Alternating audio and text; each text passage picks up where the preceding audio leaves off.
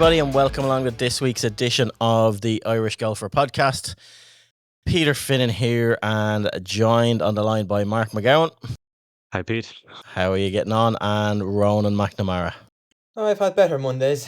Yeah, we all have had better Mondays. I just like we were saying off air, I just want to put this on record. I am only doing this because we have to, because I've been harangued all day into doing this. So, it's Monday after the US Open, and what had the makings of the greatest US Open in the history of US Opens has managed to turn itself with a little bit of a sour taste. But still, we'll look for some positives and see what went on. But it's a hard one to get stuck into and dissect. We've loads of little wormholes to go down. I suppose before we do get stuck in, let's give a shout out to our pod sponsors. So Shrixon have designed a new Q-Star Tour and Q-Star Tour Divide golf balls to give moderate string speeds golfers a tour level ball option that delivers maximum greenside spin, more distance and more control. To find your nearest stockist, go to your dealer locator at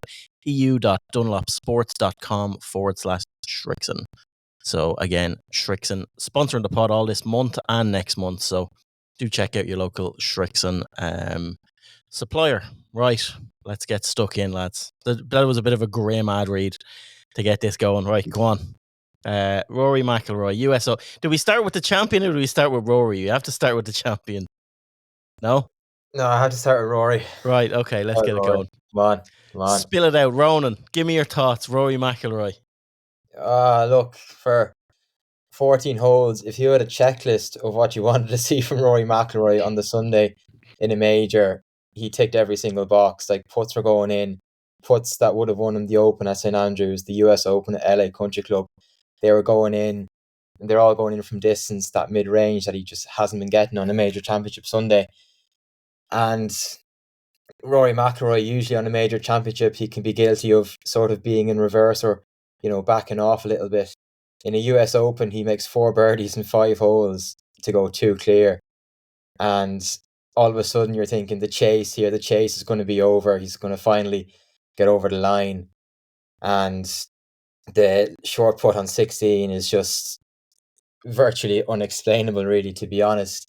And the putt on 18, to be fair to him, that's a horrible putt to have at any time. Never mind when you've got a major championship on the line. You've got on your right shoulder the ghost of not having won a major in 10 years.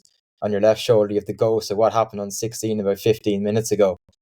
And in that mad spell of 4 holes where he was 3 over, there were still some clutch moments. There was still the great drive on 16, the great shot into 16, the great up and down on 17. The chip on 18 was really good. It's just, he couldn't have drawn it up. Like, Rory McIlroy has not won a major in 10 years, and you have to stress the fact, not won. He's not gone out and won them, but for sure, last night he 100% went out and lost it in just a mad 20-25 minutes. Yeah, it was crazy. I'm still shocked. I'm still a bit speechless. It's very hard to sum it up. And I'm a stupidly fanatical Rory McIlroy fan at the best of times. And even last week, jokingly, I said, so this is Rory's to lose on the pod last week, and just dropping it in because, I do fancy him in every single major, as he does and as does half the golfing world out there. But yeah, I know. I said some things in our WhatsApp group last night that I regret saying. Right, that's it, lads. I'm jumping off this roller coaster. I'd just like to take that back. I'm going to stay on for another little while. But yeah, I can only imagine what he feels like today after that. Because this is something, like, we can talk about where he goes from here, what he does, and we'll go through what our thoughts are on what actually happened. But this is something that you just don't get over for the rest of your life. He will go on and win more big tournaments. I still firmly believe he'll go on and win majors, but and I'm just basing that obviously on blind faith. And like, going away from that tournament, a lot of things I disagree with what he did and how he went about it, and mistakes that he made are different. But like, running away with your tail between your legs when like after you signed your card and stuff like that, and literally just going, getting straight in your plane. He should have really stuck around or tried to cool off for a while and talk to somebody. give some sense of what happened or break it down, because the whole golfing world is just speculation today. Exactly what we're saying. What do we think happened? What, like, until Rory actually talks openly about this, which he might not even do ever. He might just draw a line over it himself and say, listen, I'm going to deal with this internally and good luck. Like the last time this happened, he went missing for a month or two. When he firmly should have won a major, or something happened, or he I'm struggling to put into words exactly what I witnessed and how it went on. But I got so emotionally involved in that game of golf last night. It was like a football match in my sitting room. Through the back nine, when he was going in rolling the birdies, I was roaring. It was like goals being scored when he was pouring those putts in, and like going as far as sending music into WhatsApp groups. Like the conversation, if I dig up I'm afraid to look at the conversations I started on my phone. The bird is the word. Yeah, like when he buried the stands on the 13th, I think it was, and kicked back, gets up and down from that, and like 2-stroke lead from here, and you're just going, but like, yeah, Bryson 2 shots down with 5 holes to go, and plays them in over par and still wins the US Open. Like that sums it up. It's just, I cannot get my head around what happened. Mark, you're gagging to get in, I can see. Go on. Let you talk while I just breathe for a few minutes. Yeah, I mean, it's utter heartbreak. Obviously, we're all pretty big Rory McIlroy fans. I wrote a column earlier on, and yeah, I mean, I did call it a choke, and it is a choke. Look, it has to be a choke. But at the same time, as Ronan did say, there was still an awful lot of good shots there. It wasn't that he disintegrated completely. Yeah, the tee shot on 15 was a little bit heavy. He got a terrible lie at the back of the. Sorry, a little bit heavy, a little bit strong with the tee shot. Got a terrible lie at the back of the green. Desperately unlucky there. The putt on 16 was shocking. Like, there's no defending that. It's, as I'm sure everybody at this stage has seen the stat, 496 out of 496 for the year inside 3 feet. I mean, you just can't miss that one. But yeah, the bunker shot on 17 and the putt. I mean, like when he just missed that 2.5 footer in the last one, and he's got a 3.5 footer now that's got a, it was just outside the hole. The putt, we saw it right behind it when he was putting it. I mean, so that was like a superb up and down. The chip into 18 looked. I mean, when you see it on TV, initially, like, it looked like it was nearly stone dead. When you see when they switch the view behind Rory, you're like, there's a lot of meat left on that yet. And yeah, that was an absolutely horrific putt to have. I mean, he started it well outside the hole, and I mean, I thought halfway there, I thought it was in. When they showed like the close up, like he kind of hit the ball like sort of equator, or maybe even north of the equator. That's just pressure. That's pressure. It wasn't a clean putt. It wasn't a clean strike. I think if it was, I mean, because the ball's kind of nearly going to bobble a little bit when you're kind of hitting it above the equator. So it's easy for me to say, like, but he should have smashed that putt. Like he was too tentative with it. That's it. Like, there was consequence there, but like, I'm not going to defend. Yeah, he filled his togs, lads. That's it. Like, he totally did. That was such a different Rory McIlroy coming down that last 5 holes, that everything changed. I was texting my brother going, this, like, after he started getting fidgety, standing off shots, I've never really seen Rory McIlroy going around the other side of a short putt and looking at it from the other side, getting over a ball, standing off it. Like, he was noticing things he shouldn't have noticed. One of the chips was when he turned around and looked at the cameraman, just be quiet for a second, or just stand still there. Like, he never sees those things, and he totally, like, they were zooming in on him face wise, and he was taking big breaths. He was swallowing. He was like, he totally froze. He totally froze. And I know you were questioning his club selection as well, Ronan, on a couple of the holes coming in on, like the shot into 17, taking driver off the 18th and stuff like that. And I think he was just the mere mortal of Rory McIlroy kicked in on the 18th tee. He just went for the club that he feels most confident with and with the biggest head and just smash this, try and hit a little baby cut because Yeah, I can control it. that's my gripe with the whole thing, to be honest. Like, the miss put on 16 is kind of, it's just freak. It But, like, happens, yeah. the shot into 15 was just crazy, I think. I think he took a club more than he should have. He should have been landing that in the front portion of the green, letting it run up, take your 2-putt and get out of there. But even on 14, the shot on the 14th tee, that's when the left started coming in. We know Rory gets the lefts when he starts feeling under the cosh. I mean, you look at the shot at Wells Fargo a few years ago against Keith Mitchell, you look at what he did against Tommy Fleetwood, all setting up for those fades on the 18th tee, and he just doesn't hit them, he pulls them.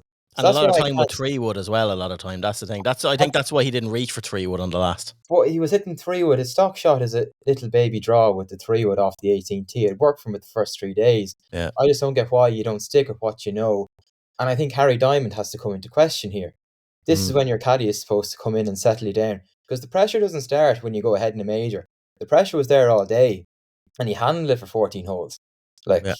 So this is when you need the caddy to come in, give you that extra 1 or 2%. And you go from there. Like, Harry should have been snapping that driver in front of him on 18, throwing it into the waste area. No, I don't agree with that. I agree on the Harry. It's like Rory needs to reset something, and the Harry thing is an obvious thing to look at. Most people will address it and highlight it, but yeah, I think driver for him off 18 wasn't a bad play. It's just where he left it. Like, Bryson drove it into the shit all day and did not find one lie as bad as Rory found on the 18th. Now, you can say, yeah, lucky, unlucky, whatever. It was just one of those things. I'm a bit of a glutton for punishment. I went back and watched the last 3 holes again there today, and so, like, Bryson hits his tee shot into 17. Bryson had a great one, like, in very close. Like, Rory, and the tee box is right beside the 17th green. And Rory was.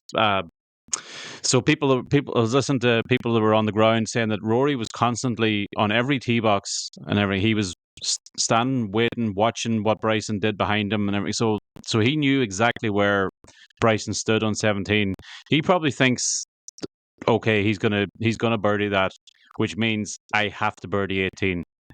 So he wasn't playing for par there. He was playing, I have to birdie 18. And I mean, he was probably only about 3 yards short of actually carrying all that crap up the left hand side. Yeah. And he would have found himself up where DeChambeau was the day before, up in with a clean lie and a great angle into the flag. So, I mean, I guess we're being probably hypercritical there. Obviously, the result is tainting it. I mean, if he pipes that straight down the middle and gives himself a great look at birdie, we're all saying, you know, what a decision, what a brave choice. I mean, the result, and yeah, as you pointed out, it was a horrific lie he got there. I mean, he got really unlucky a couple of times. On the 5th hole, the par 5, where he was probably a yard short of having a good look at eagle, and ends up like, again, rolling down and getting an absolutely horrendous lie. He was actually a victim of. He would have been far better off hitting a worse shot there. Like Cantley didn't get anywhere near as far up the green, so the ball came back down. Didn't have the pace didn't have the same pace on it, so it took the camber and into the bunker. Because McIlroy gets further up, the ball's coming back down the green from further, more speed, straight by the bunker and down into that horrendous lie down there. I mean, if he's in the bunker, he's probably got a 15-footer for birdie, par at worst. Where he ends up in the bunker in 3, makes bogey. I mean, there's tons of those little things like that.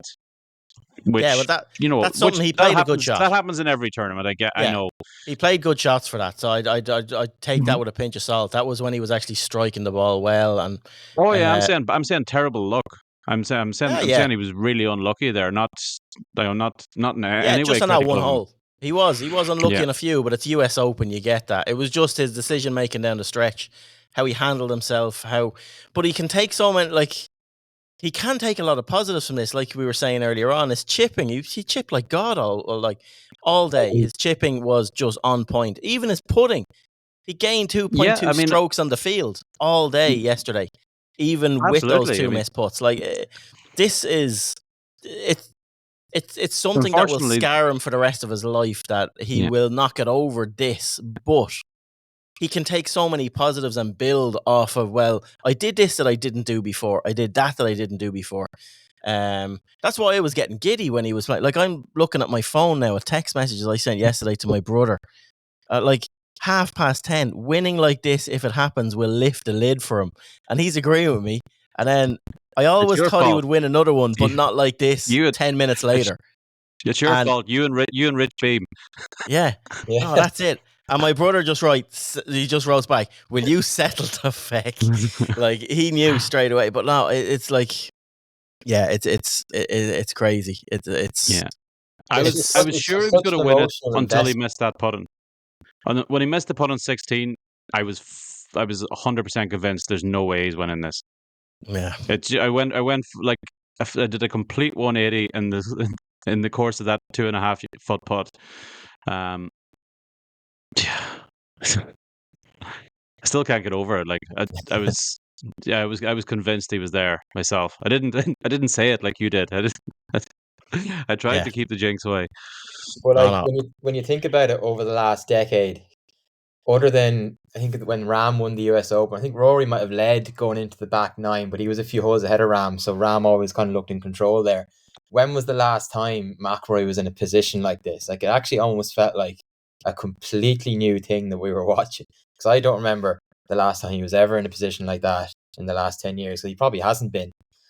But it's just St. Andrews was the closest, really, that he's. Yeah, but he didn't lose at that day. He was just beaten by someone who had, who steamrolled him. Yeah. And Wyndham Clark held him off, in fairness. But like, that was just completely mental what happened over the last 4 holes yesterday, to be fair. And he just has to, I suppose, own it now, really, to be honest. Own it and just get up and get on with it. He really does. And the last time, like, the last massive meltdown collapse we had from Rory like this was Augusta in 2011. Like, that's the closest thing to it. And I know, like, we're going back a long time now, but how he bounced back from that, he has to look at stuff like that and go, like, I went out and won the next major after that. He is a different golfer now. He is so much more scar tissue, but he's such a much better golfer now as well. So, like, he has to cling to stuff like that. I'm not saying that that's what he's thinking, but he has to cling to all of the good. And the sooner he gets himself into that similar position again, and he knows not that he knows, he thinks he is still an alpha male, he's a killer, but it's been proven time and time again, when he gets himself into those situations in majors or in massive events, his concentration just lets him lapse, and he doesn't, like, when the finishing tape, like any good, like, the hardest thing to do in any sport is get over the finish line. When he's seen that finish line, and that was the closest, he could taste that. He could touch the trophy. He could smell the silver. And no, it just like, and to the other side, if you show anyone in that field that was up near him, like even Cantley got very close, and Cantley will walk away as disappointed as Rory, because he should have been more in that tournament the way he was. Tony Finau finished well as well, but like, if you give those lads a sniff, one of them is going, these lads are that good, one of them is going to knock. If that door opens, one of them is going to bolt. And you have to, like Bryson DeChambeau, for all his faults and all his criticisms that we've given him, and we'll talk about him now in a minute, he crucified him on the last. He totally, when he had one chance, he took it. And Rory has proved time and time again in majors over the last decade, he needs more than one chance, and you just don't get it at this level. Yeah, it was the same last year. I mean, there was, when he lost to Wyndham Clark, I mean, there was so many things, like Rahm didn't play well, Scheffler didn't play well. Like, there was a ton of the leading players in the game that just kind of weren't there at the top of the leaderboard. But yet Wyndham Clark stood up to the plate then. There's always going to be a Wyndham Clark, or there's always going to be somebody they're the best players in the world. There's always going to be somebody that's going to play well, that's going to put it up to him. And he just hasn't beaten them. That's the problem. In majors. Again, like, Bryson, yeah, and majors, yeah, exactly. But that's the thing. I mean, in Rory's career now, majors are all that counts. Rory, if Rory wins 3 more times this year, let's say 2 PGA Tour events and DP World Tour event, like what is anybody going to remember from this year from Rory? They're going to remember the US Open. Rory That's McIlroy could all win. they're going to remember. He could win every event from here to the end of the year on both the PGA and the European Tour, and disregard the Open, and it'll still that's what we're dealing with. You know, it'll still be looked at. He will still remember this year for that US Open. That's just what it is. Yeah, like it's. Yeah, I even talk about it now. I just can't. I can't get my head. I just can't get my head around what we witnessed and how. And it's hard not to get emotional about it. It's hard not to. It's such an emotional investment following and supporting Rory McIlroy. Like everyone's making these Adam Scott comparisons and how he won the next major. Dustin Johnson collapsed at Chambers Bay, won the following US Open, and I'm just like, the Open's in less than a month's time. I just don't want it to happen. I just don't want to have to lift myself up and emotionally do it all again. Myself into it again. Yeah, that's how I feel looking into the championship next season. No, it is we'll come back to Rory in a few little bits on it, but let's talk about Bryson for a few minutes. Like we've spent 20 minutes talking about a collapse. Let's talk about the champion. Let's talk about the golf course for a little bit, on other angles at the tournament. Like I thought, Pinehurst, bottle it, sell it. Let's fix the majors. Let's do the US Open at Pinehurst till the day dot. I would buy a season ticket to that all day, every day. Let's just fix the majors. Well, when it goes back there in 2029, isn't it 2029? It is, yeah, 20. But it's going to be with the reduced flight ball as well. So, I mean, inject that into my veins. That's going to be so good. Even better again. It's going to be fantastic. But we need to start a petition on this. So, US Open Pinehurst. Obviously, Augusta for the Masters, has to be Royal Portrush for the Open, and then we just need to find, I don't know, what's the best, like Kiowa or something like that, and just leave it there, the PGA. Let's go to Australia. Bring it down to Royal Melbourne. The Aussies can't be trusted. They're busy having a live-love in. It's no, but yeah, I just thought that the golf course, the USGA, how they set it up, how they went about it, it's been done to death in every media outlet going, and I think everyone's opinion is very closely aligned that they absolutely smashed it with this one. Because like I've been at US Opens, my first US Open experience, still have nightmares thinking about it. At the start, I went to Shinnecock in 2004, and it is the craziest golf tournament I've ever been to in my life. It wasn't possible to play that golf course the way it was set up and the way it was done, and how the course was dead. But they really hit the nail on the head yesterday. They absolutely smashed it, and yeah, more of that. That's the thing. It's one of the like you're saying, hook this to my veins. Where all the negatives around Rory and the storylines and stuff like that, but this was in living memory for me. Like I'm, mid-40s now. This is one of the majors that I will remember for the rest of my life. Like most of them will go by the wayside, and we've only 4 of them a year. I'd find it hard to go back all the major winners over the last decade per tournament, even though I've worked in golf for the last 20 odd years and the thing. Like I'd give it a fair stab, and you'd probably do it eventually, but this as a major had absolutely everything. It had the drama, it had the highs, the lows, the elation.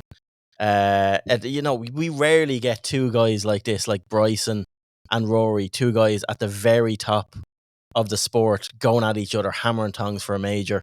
I wish there was a playoff. That's my only gripe. Like Rory would have felt better losing a playoff than losing it the way he did. Just giving himself a chance, I think. But unless he missed a 3-footer in the playoff. Yeah, but I know, yeah, exactly. But it's but yeah, if you're not Irish, or you're not a huge Rory McIlroy fan, then yeah, this was like the juice, everything you could have ever asked for in a major. Yeah. I mean, yeah, massive drama. Yeah, collapses are great, are fantastic to watch if you're not emotionally invested in them. And then you had one of the best bunker shots I've ever seen in my life from Johnson Wagner. If anybody hasn't seen it, I'm sure you probably have. Everybody's seen it. Everybody's Everybody's seen seen it. But I mean, Bryson's bunker shot was just incredible. Like, Yeah. I mean, yeah, even Faldo was trying to say, "Oh, he gets when the pressure's on, he tends to push putts a little bit." I was like, don't like." And he Nah, just he left like it to where he couldn't miss. I It was was incredible. fully convinced that he was making the putt, and then Faldo just gave me a second's hope. Yeah. Each roll was like a dagger to the heart as the bunker shot just started getting closer to the hole. You're like, Yeah. oh my God, this is unbelievable.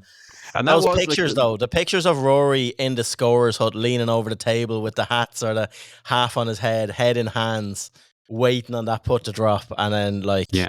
he was in his jet 20 minutes later. He was I'll out actually of push there. back. I'll actually push back on you earlier on, saying that he should have stayed around and talked to the media and everything. And as people who work in media, of course, we're selfish in that regard and everything. I wouldn't have stayed around if I was him.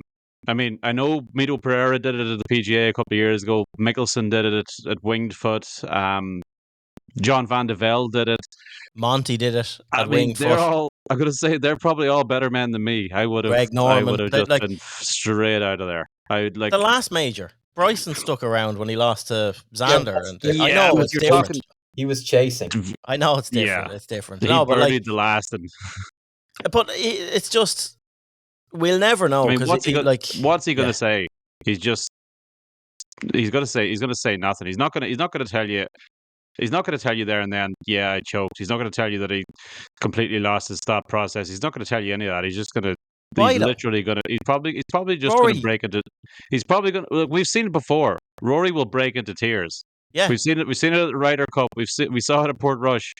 Like that's exactly what he's going to do there. And I mean, there's a lot going on in Rory McIlroy's life. Like he's had a turbulent month. He's had a massive month off the golf course as well. He is an emotional guy, like you're saying. We've seen him. I think he would have opened up if he stayed around. I think he was afraid of that.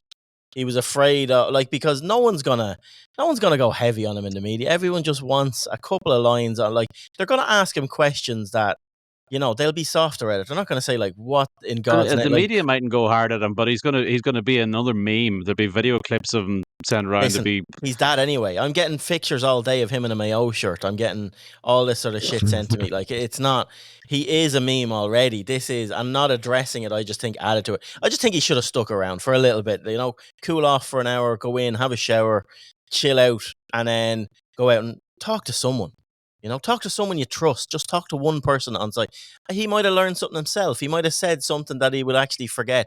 Because I'm sure he was a car crash leaving there last night. Like he just, it's a blur. I'd like to be able to do that. I'd agree. Yeah, it probably would be a good thing. It would be cathartic, but I know I couldn't. Listen, he has positioned himself. He has positioned himself as the spokesperson for the PGA Tour. He should. He's bigger. Like the Rory McIlroy, what he brings to the game is bigger than him himself, if that makes sense. Like there's a time and a place to be a promoter for the game and everything like that, and that would not be it for me. You have to stand up and face the music. Like I'm not being overcritical, but I just think he should have stuck around. Yeah, he probably for him he thinks he did the right thing, but yeah, I suppose with my media hat on, he should have just had a chat to someone. Look, it makes it harder for him to win a major again, but how have we started rambling on again? We were talking about Bryson. Yeah, let's go. Let's Bryson. I know it's terrible. It's terrible. That's my bad. I dragged us back there. Bryson. Box office Bryson, huh? Yeah. Box office. Like in fairness, he gets so much. All the attention's on his long game and everything. His short game's unbelievable. His short game was unbelievable when he won the US Open in Winged Foot as well. Like the bunker shots he played all week. The chips, the pitches, the ups and downs, like mother of God. And you can't help but actually get invested in this fella. Just the pure emotion and the passion he brings. Like I love the fist pumps. I love the signing the autographs mid-round. I love the interaction with the crowd, even though it clearly hindered his concentration on Saturday on that specific hole. I can't remember what it was.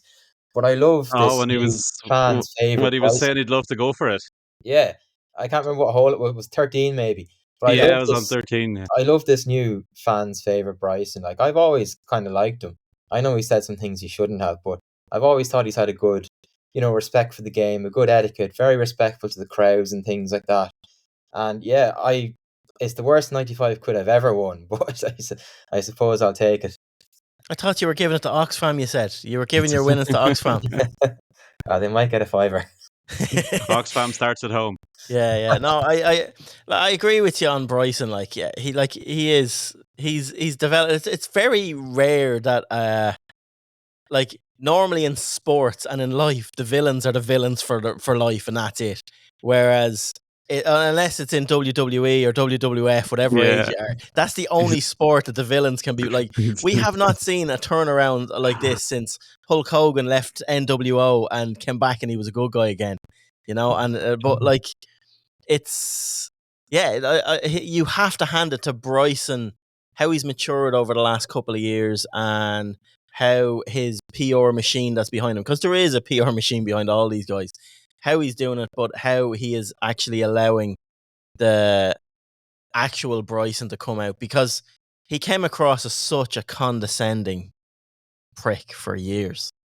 Yeah, and I mean, thought I think he was the most clever man in the room. Thought he was a scientist. Literally thought he was a mathematical genius.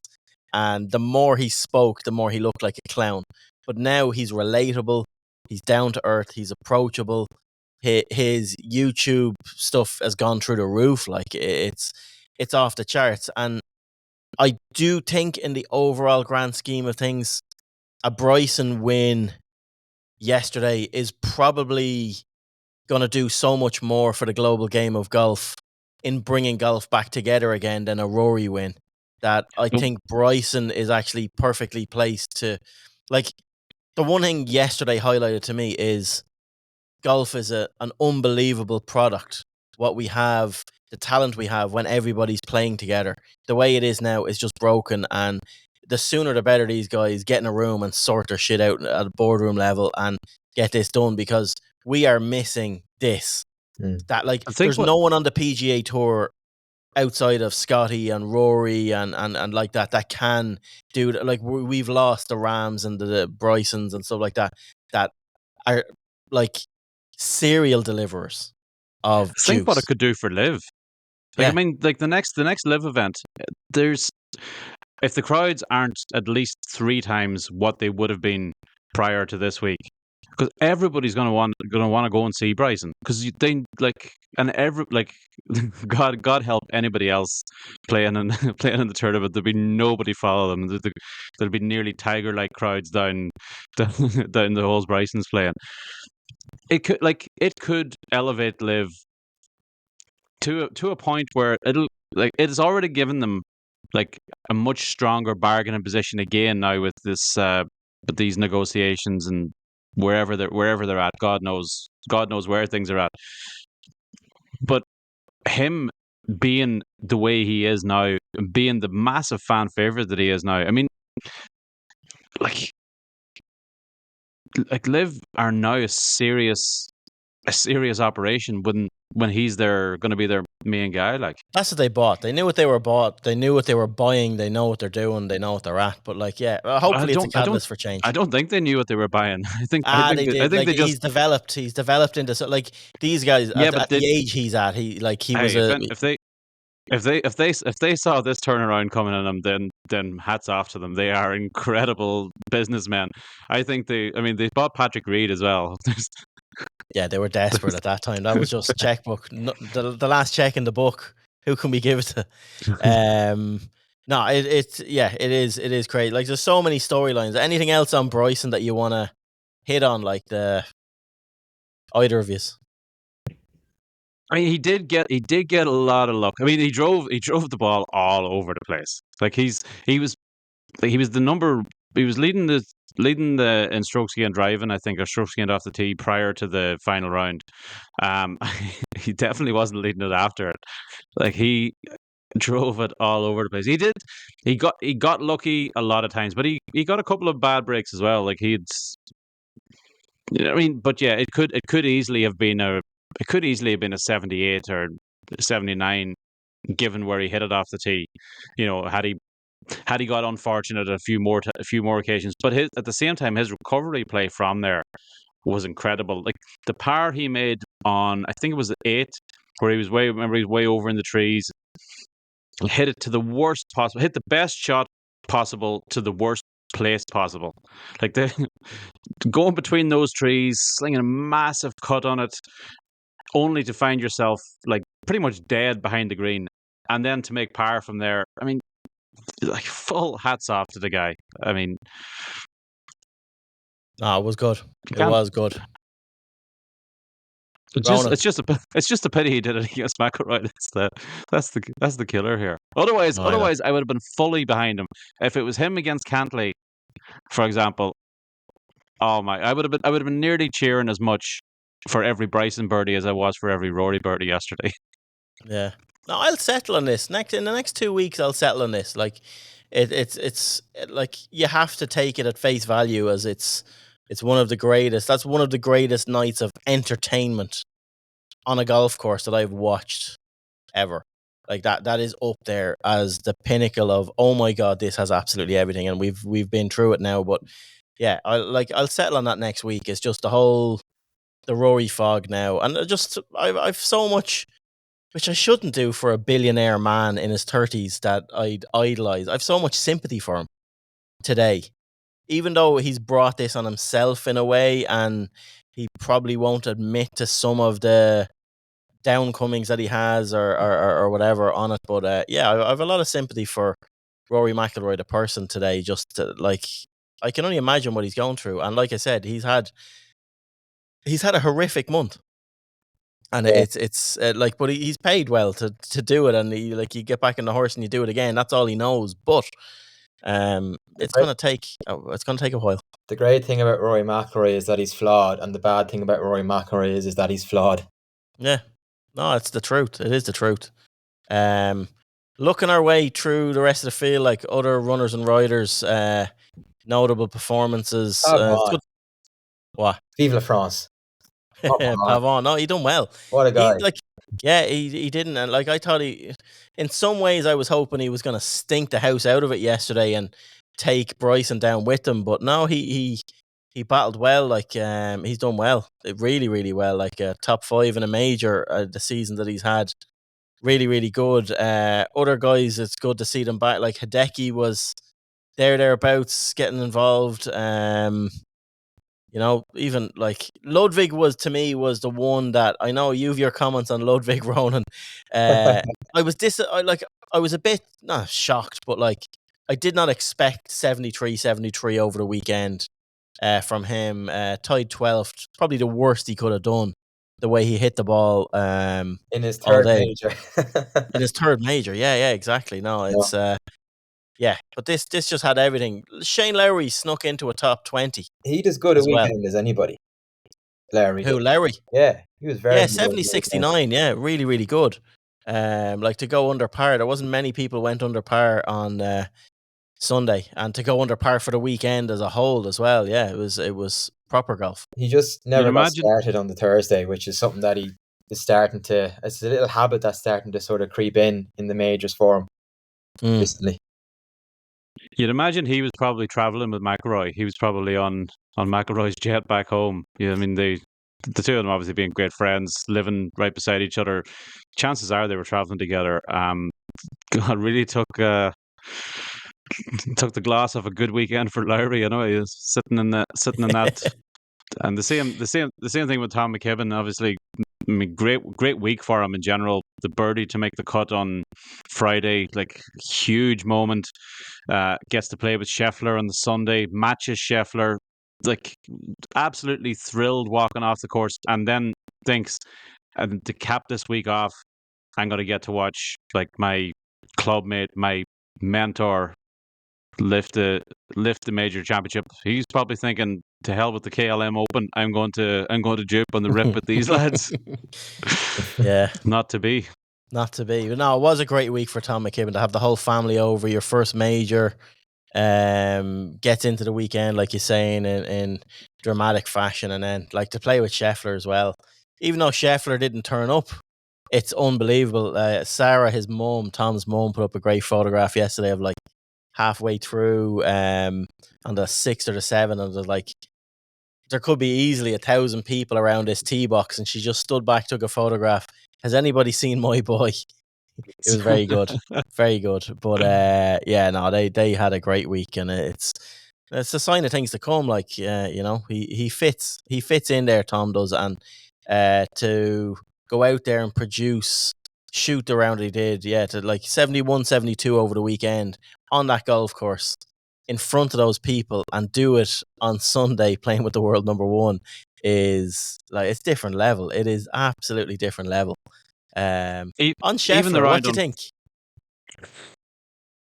Well, I mean, just an off week, really. Like, he spoke about fatigue, like playing those signature events the week before a major. There's always a risk it's going to catch up with you, especially when he won and he was, pushed all the way by Colin Morikawa on another brutally tough golf course. Like, that's just so mentally draining, and to try and lift yourself for another mentally draining test of the US Open is just much easier said than done. His putting has kind of gone off the boil in the last week, last 6 or 7 rounds, to be fair, even though he did win last week, and it's the first time he's shot 4 rounds over par as a professional. So he is hitting, which I thought was a mad stat. Like, that's ridiculous. Oh, it is ridiculous. You're even money 6-4 in the field, Mark, lad. You would have lost. You would have lost handsomely on that. Do you know what? I nearly put a big bet on him prior to the tournament starting. Like, a big Did bet you? for me is like £100. Like, so, but I very nearly did it, and I talked myself off the ledge. And by God, am I happy! I went, actually did a bit of look and found some stats online, right? And it's funny you say £100 on bets I've lost. No, not on bets you've lost. No, I haven't got access to your betting history yet. But since the start of the 21-22 PGA Tour season, right? If you were to bet €100 on Scotty Scheffler to win before each of his 61 starts, right, you would have netted a profit of 5,243. So it represents an 85.9% return on the 6,100 wagered. Jesus, I might actually put that £100 on next day now after you telling me that. So, do you know, it's mad though, on the same time period, right? The return outpaces like the S&P 500 is up in the same time 22.9%. The Nasdaq's up 18.6%.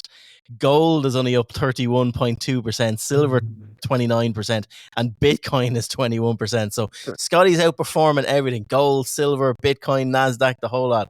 85.95% return over. That's some Bryson-like 3 years. detail there. That's unreal. I could not believe when I was reading the stuff like that. It was unreal. So the moral of the story is, get your £100 onto Scotty for now until whatever. Don't bother buying houses. The country's in shite, but just get your money onto Scotty every week. You'll be grand. Right. Anything else on the US Open, boys? Tiger said it's maybe his last. Wasn't.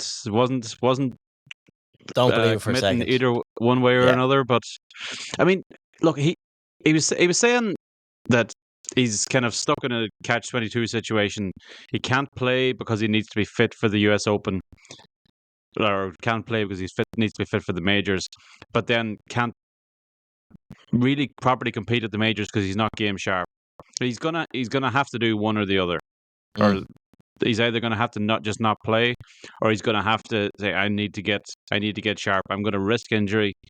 I'm gonna play at, maybe not at the Memorial, but you play like a fortnight or 3 weeks before a major. Look, it's just not going to happen. There was enough good shots from Tiger. Yeah. To, like, I mean, I'm not saying that he's going to be likely to be contending in every competition, but there's enough good stuff in there that he has one last run at a major in him, I think. But only if he's game sharp. If he's game sharp. Not if he's coming in, and the only tournament he's playing a year are the majors. Then it's not going to happen. But yeah, we're going to see him for the rest of the year. That's it. We're going to see him at Troon, and that's it. Then done. Shutters down.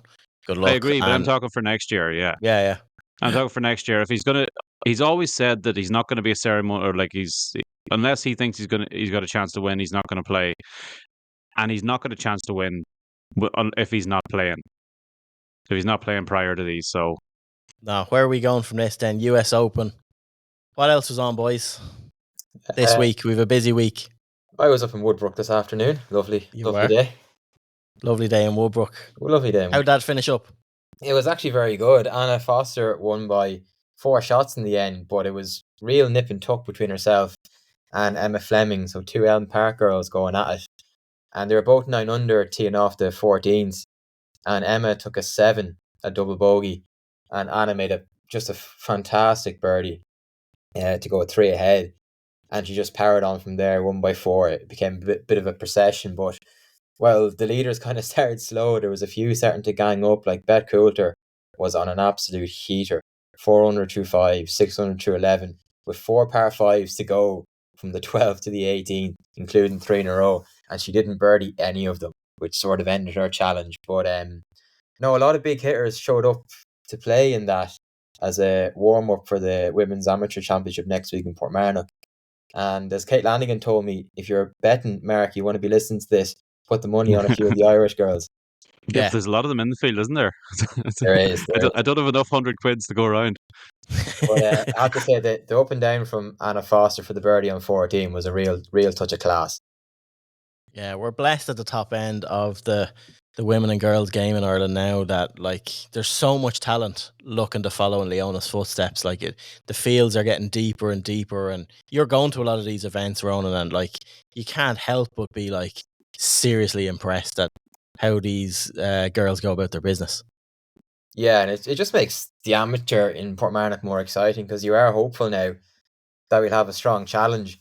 And speaking of the amateur, the men's one got underway today in Ballyliffin, and it was a mixed start for the Irish, I think it's safe to say.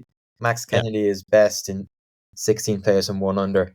I think the top 64 after 36 holes go through. And there's a few that need to kind of get the skates on at the moment. Sean Keeling's 1 under as well, actually. Matt McLean, level par. Jay Quelan, level par. Liam Nolan, level par. Josh Hill, 1 over. Lewis Godey, 1 over. And then you're kind of scrolling down. There's no one else then inside the top 90 from there. So there's a big day needed tomorrow. A lot of lads need to make a move. Yeah, but like 10 or 12 through would be a good result. 10 or 12 through in the 64 home players would be a great result. They'd want to get big discrepancy in scores, though. Yeah, when are you going up? Going up on Wednesday morning. Okay. That'll be good. Yeah, but looking down the leaderboard, nearly all the best scores all came in the old course. So obviously they play both courses. So the Glashidi as well. So hopefully some of the lads that played the Glashidi today will get a chance to maybe have a low one on the old course, and likewise some of the leaders who aren't Irish who went out and played well on the old course hopefully might get a little bit of lesson by the much tougher course tomorrow. So yeah. No, and anything else going on then? Well, Jack Madden actually qualified for an international series event in August. Just there today, he came through a qualifier somewhere in Asia today, so that's pretty cool. No, that's good. I'm off over to Woburn tomorrow now for the day to catch up with the lads in Titleist and see what these new GT drivers are about. So looking forward to that. Might try and sneak in and get a bit of a sneak peek at Dan Greaves as well. See if he can look at me short game for a few minutes. Struggling at 400 quid an hour though. I don't know. Is he 400 quid an hour? I looked at it the other day because I was going over £400 an hour. I'd have to ask Robbie Cannon, is he worth it? And getting it. Yeah, right. Anything else on Roundup then, lads? Well, with the LPGA, Leona Maguire was defending the LPGA Meyer Classic. Didn't have a great week. She's just not playing. She's not playing great stuff at the moment. A little bit disappointing. She made the cut all right. Her and Steph Meadow. Leona finished 1 under, well down. Steph was two shots ahead of her. And women's major, the KPMG PGA Championship coming this week. That's obviously the one last year where both Steph and Leona were playing in the final group. But the omens aren't great leading into this year. I mean, last year Leona won, the week prior to it, obviously. Just not been happening for her at all. It's kind of hard to put a finger on exactly what's gone wrong, or she's just not firing on all cylinders at all. And this is going to be 3/5 of the way through LPGA majors. She's got the Olympics and obviously the KPMG Women's Irish Open and Solheim Cup to look forward to this year. So still plenty of time to get turn things around and turn it into a really good season, but it's just not looking good at the moment. Anything else you want to hit on, Ron? No. All good? Right, all good, yeah. Quiet. Heroes and villains. Let's go villains first. Villain. Jeez, I don't know. I was going to say Rory, but I can't really say that, can I? No. Mark, do you have a villain picked out? I don't actually know. Villainless for a change. That's very unlike me. Villainless. We didn't. I'll just mention him this week because we didn't mention him last week. But yeah, the villain has to be that clown that hit the golf ball down the main street in St Andrews over onto the green. Savage shot, but a muppet. That was funny. It was an incredible shot. Banned for life now. Never let back into the place. That's it. Hero for the hero for the week has to be like what he did, how he delivered it, how he's gone about it. Yeah, and the stuff was box office after it. Like the amount of autographs he must have signed doing that piece on Golf Channel, like you said, afterwards, and just how he's gone about it and doing a bit of live streaming here, there, and everywhere. Like I can only imagine what his next week is going to be like. So yeah, easy I'll go one with to give Johnson it to. Wagner for my hero then. What a shot! Even though it was take two, the first one bladed over the back of the green, but it actually nearly made things worse when you realize that that's what Bryson could have done. He could have bladed over the back, not got up and down from there, and Rory McIlroy wins the 124th Actually, US Open. Wagner was actually great television all week because all of his short game demos were so bad. On the preview day, he was duffing. He couldn't even throw the ball into the bad places. He was going, look, and this will roll off, and then he'll throw it, and it'll stay up there, and you go, oh, I didn't throw that right, and then he go up and pick them up. I thought that was funny as well, actually. I've started to tune in on the old bit of dodgy box action. Bit of dodgy box action. I've started to tune into the Golf Channel a lot more than Sky Sports for the preview stuff. Like the live is such a good show. Good. I don't know why we don't get it the whole time. They're cracking down on those, Peter. Don't give it away. Sure, look it. Mine's only supplementary. I actually pay for Sky as well. I get it for the extra channel, so I'm not. Yeah, I'm kind of not defrauding. Sure. I don't know.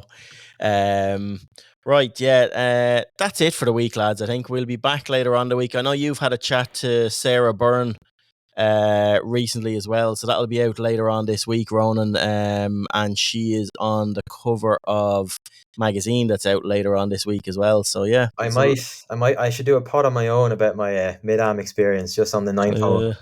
I wasn't going to mention it, but go on, you might as well. Since you've opened that door. You've opened the door there for a bit of self-bullying. Yeah, and all the abuse we give lads in our closed WhatsApp groups about scores.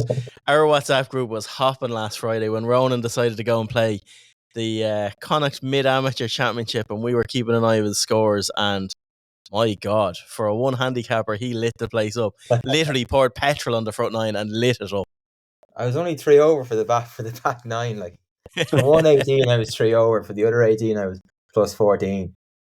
I was going all right the first day. Then I triple bogeyed the 9s, drove it OB because it was pissing it down, and I just got unsettled. And I just wasn't mentally ready to go out for a second round. Half an hour later, I just wasn't tuned in or Ronan, for that at all. You'll learn from this. You'll kick on. You'll kick on. But does it put things in perspective? Like I know a lot of people, me included, would throw a lot of mud at guys playing in championships, be it mid-am championships or national championships, and putting in like scores in the 80s and stuff like that, and not amounting to much. Like, does it make you think a little bit more about throwing mud at guys when you know it's actually tough? The setup in these courses are actually tough. Oh yeah, you just can't make mistakes. Like I should have birdied the first, and I didn't. And I was like, oh, that's already a shot gone. And I de-greened the putt for birdie on the 5th, which is just a treacherous little green. And I got up and down for the bogey. which obviously sounds great, but looking back is just so stupid. And I actually wasn't too disappointed with the triple, because that can happen. I was raging with the 3 bogeys on the back 9 after, like just stupid little things that the top lads just don't do, and that's the difference. Like I wouldn't have made the cut anyway. I don't think, with all the cock-ups, my game wasn't good enough to make the cut, but it was certainly good enough to be within a couple of shots. But I wouldn't have made the cut, and I'm not going to hide the fact. And is that the goal for next year, to try and get into one of the championships, or try and sniff around one of them? Oh, I'm a long way off. Handicaps go in the opposite direction. Okay, let's not talk about that then. Right.